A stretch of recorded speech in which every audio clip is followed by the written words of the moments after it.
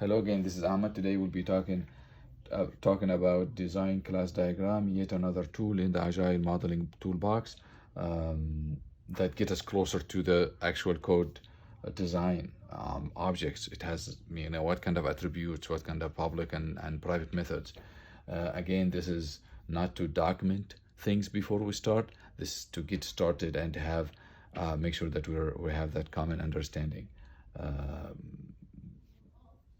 So when we break into groups or individuals and start coding, we can have some guidelines around it. So again, the goal here is not to document before we start coding, not every attribute, not every public or private method in the class. We'll start with a quick notation, then we'll try to apply this to the example we have been following for the other videos, the simple ATM, just to show the concept. We're not really modeling the whole thing here. So again, a little bit of UML, just enough to, as a language, it's not too complicated. It's just merely enough to communicate. So we do boxes and errors. Errors means a relation. If you need to name the relation, it will be, you name it and you put the direction. So this contains or creates or own whatever the verb is. So this will be the name of the relation.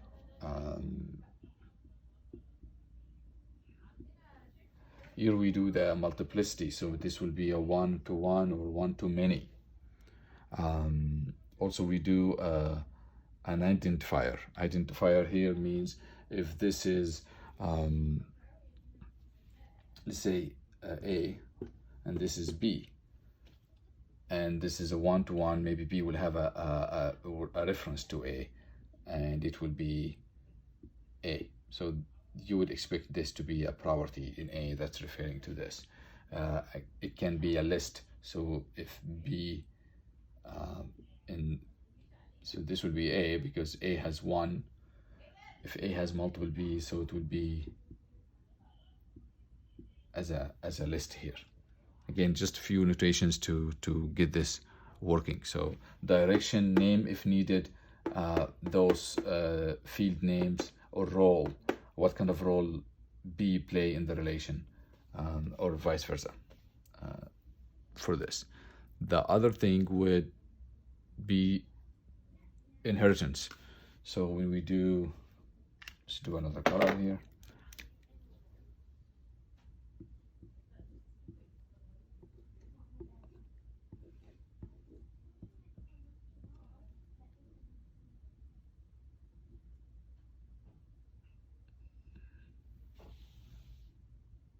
And this will be, let's say this is a person,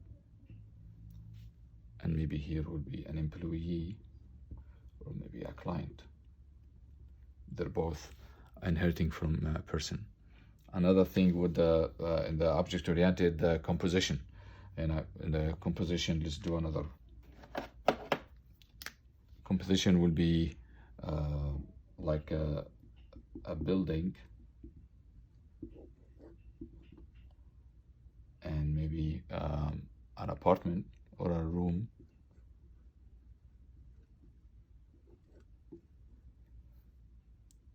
and you'd have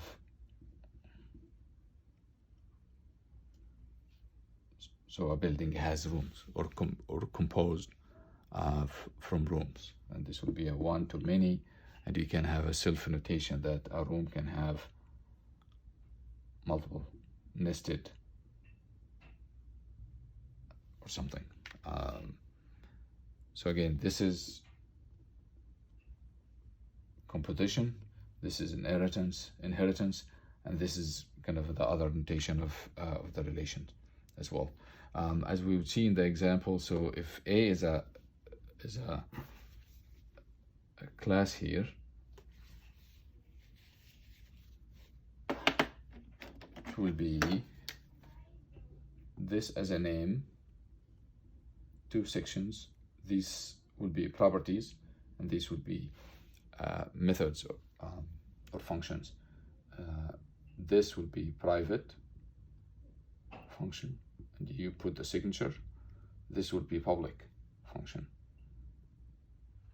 and you would put the signature here. I expect all these properties to be private. You wouldn't put the getters and setters here. Mostly a team would know if we do getters and setters if needed or all the time. That's again too much details for here. It's not something we just need this enough, so when you start coding we have that guidelines. We know what public function is needed. As you start working in this object, you may need to add more private functions or more private class private functions or private members, and that's okay. You don't need to communicate that to the outside if you're solely working with this, and you can just drive it. You know what it takes, what you're expecting, and you take it from there. Again, this relation means A would have some reference to a B somehow, if it has a reference or not. Again, this is the role in the relation of this. Next, we'll take this and as a concept, and we'll try to apply it in the ATM, following what we had for the communication diagram. The communication diagram was stopped at what looked like classes or objects, but it's kind of more of a domain language. And the communication between this, we identified some public functions that need to exist in these entities or objects or classes. So we expect this to reflect, influence what we have here, and we add more to it into relations and some of the properties. Again, this is get us closer before we start writing code, get a little bit of detail so we know where we're heading as far as coding. Okay, so now we'll take this and do it on the example we had, the ATM. If you remember, we started with the ATM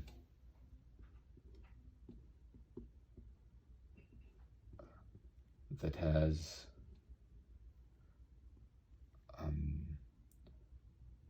confirm withdrawal,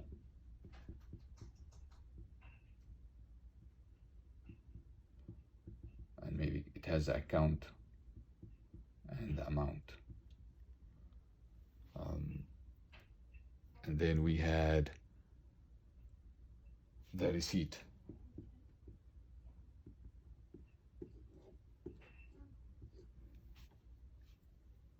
We had transaction manager.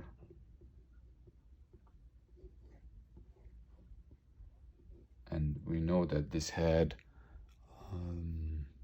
save transaction.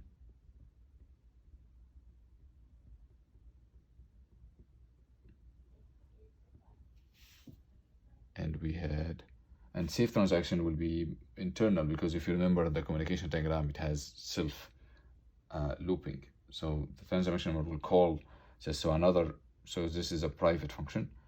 A public will be calculate transaction. And this is again coming from the endpoint we identified as we do the communication flow. We identified the need for this. This was a private. We had an execute transaction. That's part of it. Maybe you would have here, you start adding, we have an ID. Maybe it has a reference for the ATM. So this will be a one-on-one. We'll have one instance of this running and the ATM. And maybe it will have, this means you'll have some sort of a reference for this. So here you'll have an ATM, here we'll have a transaction manager to kind of point to each other. It's a one-on-one. We don't need to name it. It's kind of a clear transaction, it's clear one. We start thinking now, we would have, this will have a transaction. This does not show, this entity did not show in the communication diagram. but you start adding here as you see necessary. Again, will the receipt communicate with the transaction, or will the communication go through the transaction manager? So with that, and again, this relation means it's visible. It can be owning, I'm aware of the existent, I communicate to it at some point of time. In language, in a programming language, means you have that in the include or something. You know what looks like or what that is. So you start identifying those as you go. Let's say we have an account here.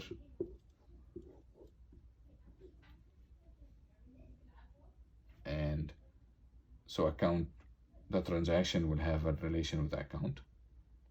So one account will have multiple transactions.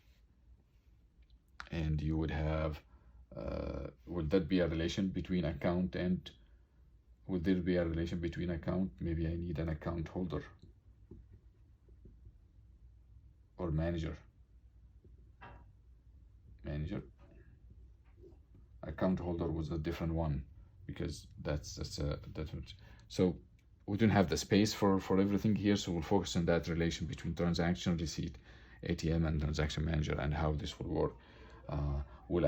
Will transaction manager work with the account and create the transaction? So will that be there or not? So there, I assume there will be a relation between these two as well, and between these. So every transaction, this is a one, and it creates multiple, and this is a transaction manager that can work with multiple accounts. Or maybe it's a one-to-one here. Really, there's no relation. It's just when you create the transaction. Same for the receipt. From the communication diagram, we had a transaction manager talking to the receipt right away. Maybe here it would be through the transaction. So each transaction has a receipt, or maybe multiple. If I need to print it more, it has one receipt. I can print it more.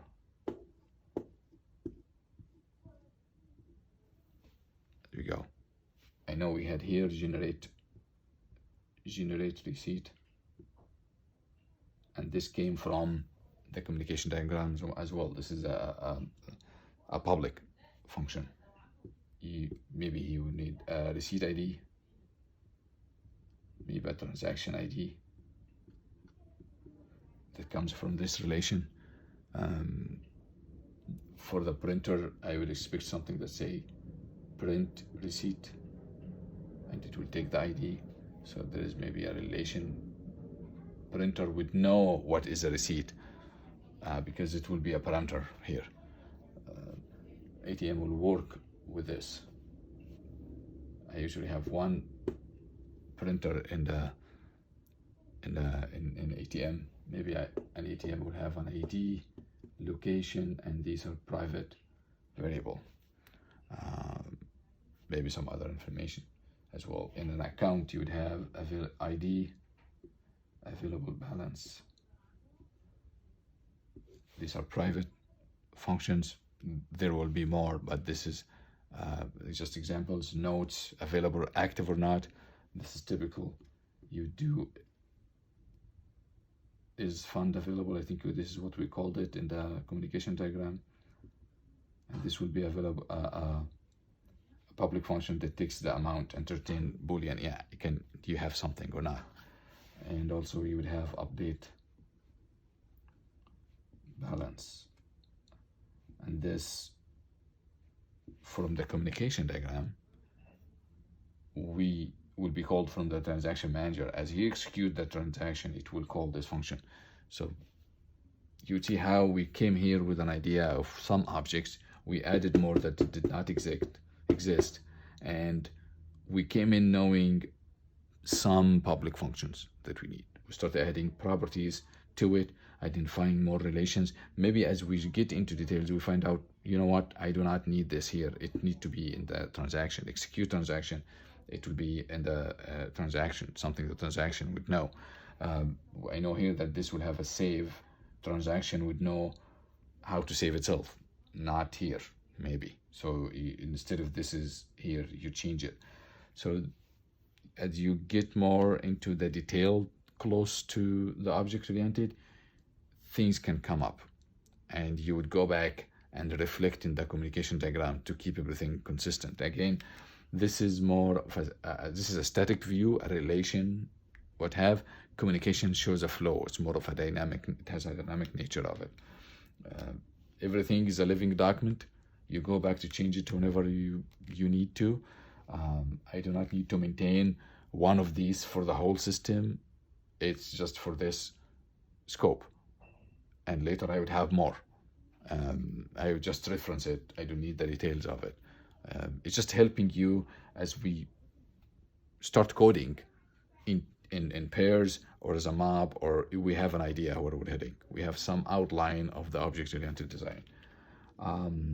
Hopefully that was a good idea. Again, we don't use this for every time we start coding. Whenever we need, we need some alignment before we split and start writing code on our own. It's just to get you that guidelines. So we use it when needed. It's not a religion. It's easier than describing something. You just get to the board, go to the board, and just have this as a team. I'm doing this on my own here, but as you do this as a team, the discussion, everybody leaves after this discussion with a solid understanding of what we're doing. If you have a question, you come back, you bring the team and discuss it. Again, this can be some sort of a virtual tool, any cards or anything like that, but that's just the concept. Again, avoid treating this as a religion that you must do, or as a documentation. It's not meant for documentation. Your code is your documentation, because no matter what you do, fancy diagramming, big ones, it will be stale once you start coding. So avoid that trap. Use the tool when needed. We went through maybe 5 or 6 tools so far as the design. You may need some of it in some situation. You may not need any of them at all. This can get you started. If you're doing pair programming and you're rotating, you may not need to come back to this board again. This is just a layout in the beginning to start. So with a test-driven development, I would work here, and maybe the design will emerge. You will start creating different classes to follow the solid or the grasp principles. Let it go in the code. So by design, we need test-driven development to kind of drive your design as well. So we're not limiting you here to do this. This is, you do enough of this to start, one pair will work here, the others will work in here. We know kind of where things will meet. So we're not diverting too much. That's it for today. Hopefully this was of help. Again, comments are welcome. Again, this is Ahmad. Thank you for your time. Bye.